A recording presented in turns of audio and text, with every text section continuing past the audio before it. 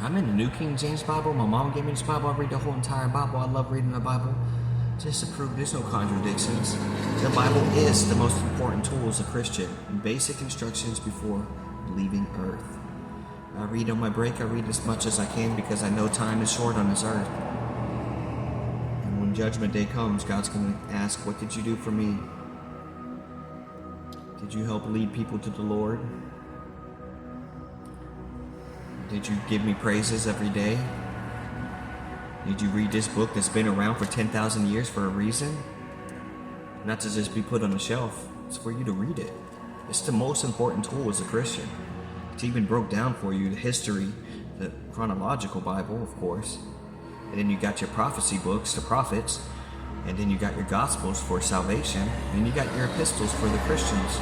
So you could learn how to be a Christian. How do you know if you don't read the Bible? Who told you? Who told you what you're doing was right? Who told you that you were saved? Did you learn about it through the Roman roads? Anyways, I can go on and on. The books of the prophets. Isaiah chapter 31. The folly of not trusting God. Woe to those who go down to Egypt for help and rely on horses, who trust in chariots because they are many, and the horsemen because they are very strong, but who do not look unto the Holy One of Israel, nor seek the Lord. Yet he also is wise, and will bring disaster, and will not call back his words, but will rise against the house of evildoers, and against the help of those who work iniquity. Now the Egyptians are men and not God, and their horses are flesh and not spirit.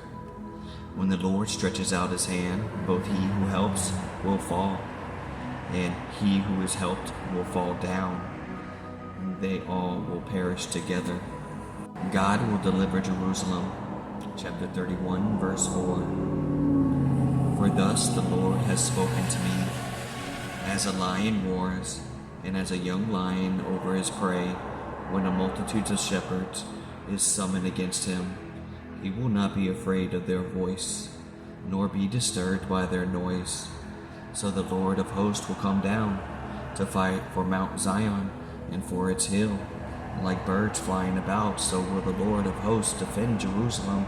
Defending, he will also deliver it. Passing over, he will preserve it. Return to him against whom the children of Israel have deeply revolted. For in that day every man shall throw away his idols of silver and his idols of gold, sin, which your own hands have made for yourselves. And then Assyria shall fall by a sword not of man, and a sword not of mankind shall devour him, but he shall flee from the sword, and his young men shall become forced labor. He shall cross over to his stronghold for fear, and his prince shall be afraid of the banner, says the Lord, whose fire is in Zion, and whose furnace is in Jerusalem.